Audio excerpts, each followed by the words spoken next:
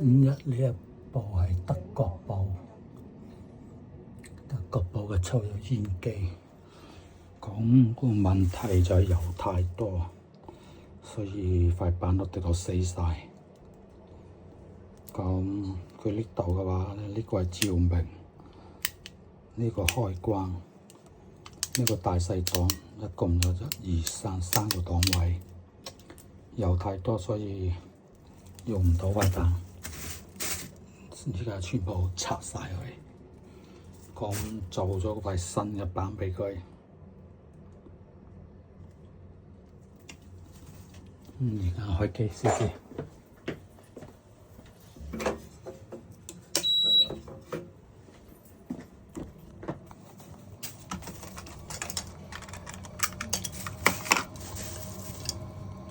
我哋呢只有個電芯嘅，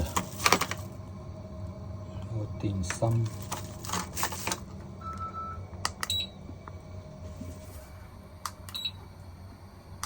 照明冇問題，檔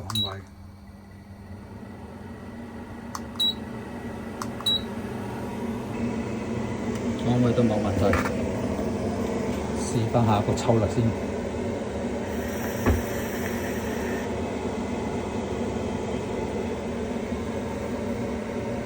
抽力都冇乜問題，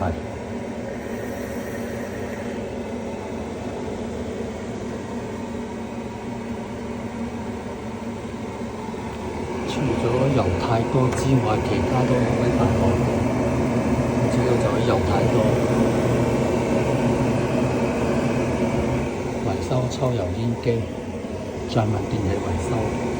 佢唔係每一次都可以維修嘅，有時有啲機壞摩打嘅話咧，我哋一般都唔建議最好摩打，因為有啲摩打比較貴，同時買亦都比較難買。咁就解決晒問題啦。